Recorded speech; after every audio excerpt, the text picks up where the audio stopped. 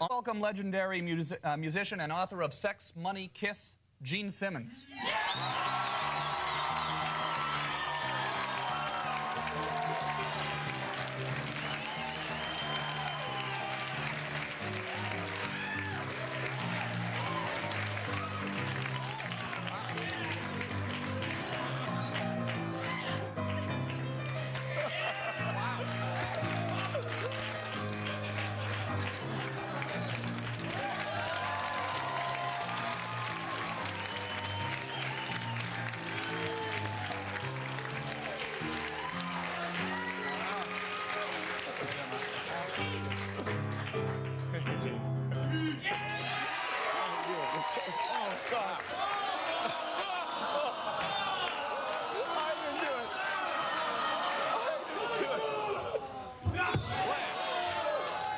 Hi, Tom. How you doing?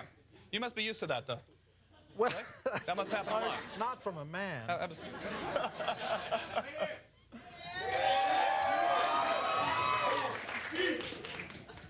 Hi, Tom.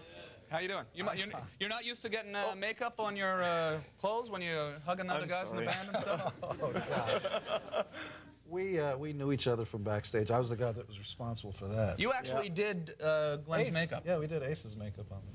Paradise. That's Ace Frehley. Yeah. I guess Ace Frehley, how's he going to feel about Glenn Humplick wearing his makeup? Well, we own the makeup, you see. Yeah, yeah. Yeah. Now, he's fine. He's, I think, going to be doing a solo record. We're just going to be going out on tour. Kiss and Aerosmith this summer. Be there.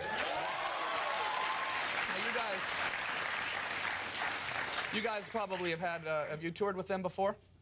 Actually, in 1973 or 1974, we did a few shows together, 3 or 4. Right. But that was the last time. But the bands get along great. People think somebody's going to step in the ring, bite somebody's ear off, but it's not going to be anything like that. Right. How's that tour? How's the? Honest. I'm serious. But you must have had a lot of crazy stuff happened on tour with those guys and over the years, obviously. What's some crazy stuff that's going on? Separately, you know, I'm sure those guys can speak for themselves, but the problem with getting up on stage and wearing more makeup and higher heels than your mommy has certain fringe benefits, perhaps. The guys think you're pretty cool, and sometimes the girls want to have your baby. Right. Yeah, and you've actually had. Wow, there we go.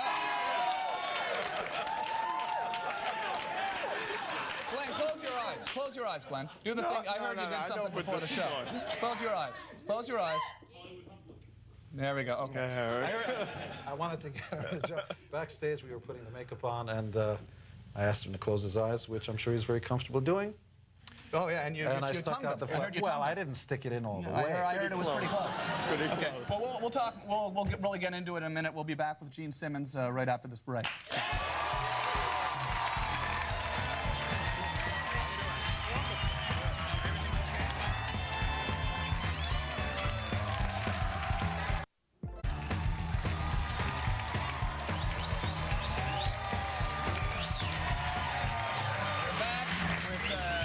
Simmons, this is your book that your second book, Sex, Money, Kiss. That's right. What's this book about? It's about sex, money, kiss. Actually, the original title of the book, to be serious for a second, was going to be Women Are From Mars, Men Have Penis. Right.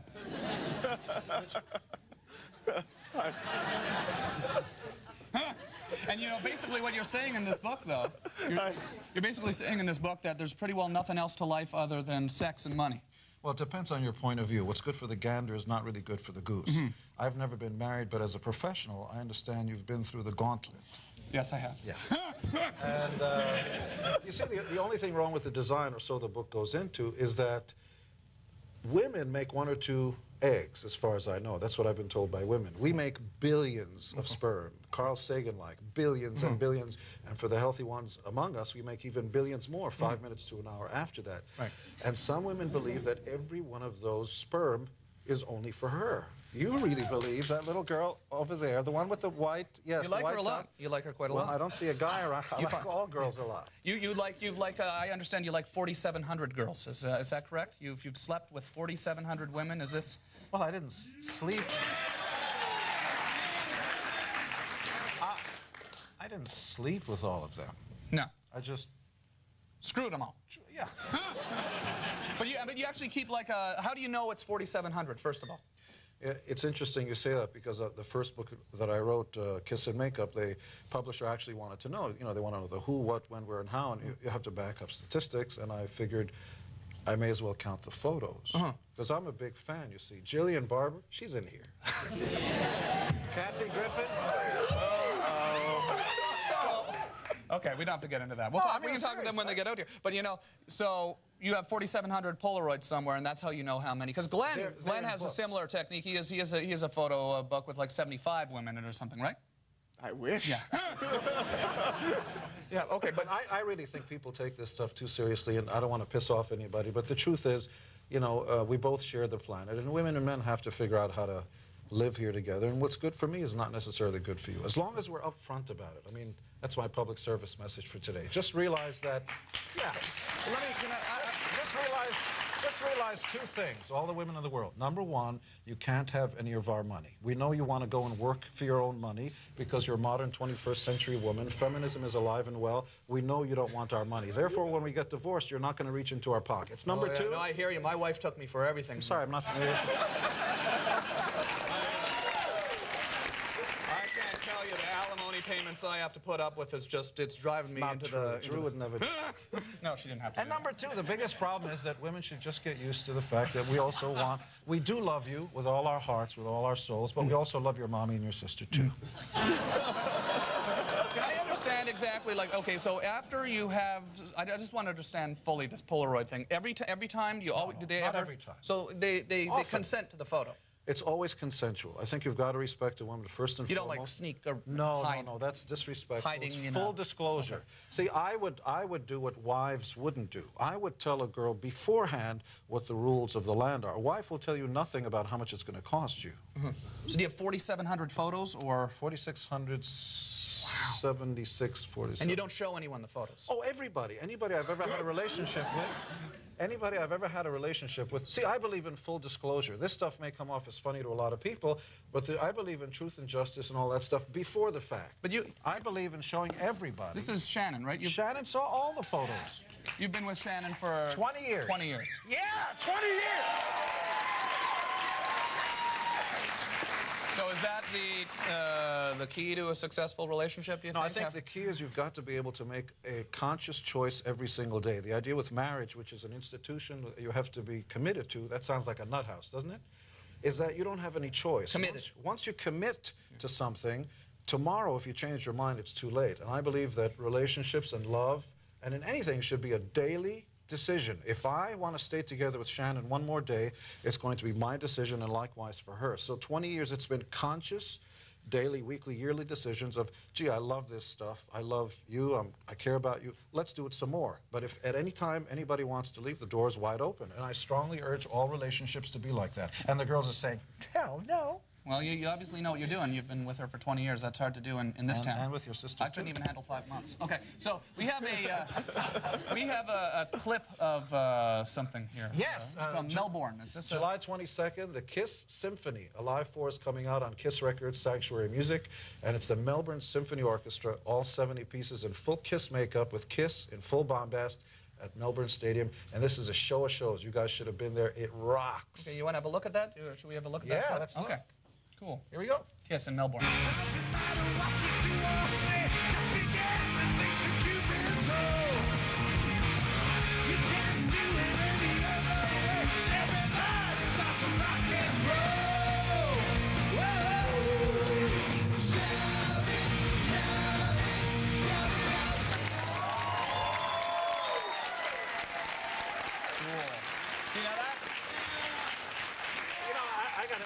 I got to tell you, the big thrill was not only seeing a stadium full of people having the time of their life, but also seeing 70 pieces of some of the world's best musicians in back of us, the full Melbourne Symphony, in full Kiss gear, playing, by the way, violins, some of which are hundreds of years old and cost millions of dollars, and they're playing our tunes. Oh, they all had the makeup on? Yeah, it was rocking. Are you guys going to have the makeup on this tour with Aerosmith? Sure. I'm going to dress up like Tom Green, but other than that, it's going to be full show, full bombast, Kiss full sets, Aerosmith full sets, and we're going to have a revolving stage, so you don't have to worry about time spent between the bands. So it's going to be rocking. Well, that sounds cool. Okay, well, thanks a lot for coming on the show, Gene. Thank you.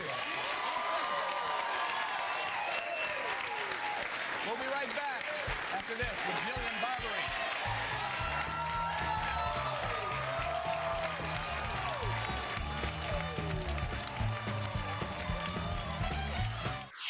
Very, very cool. Glenn actually has 4,700 pictures of his hand.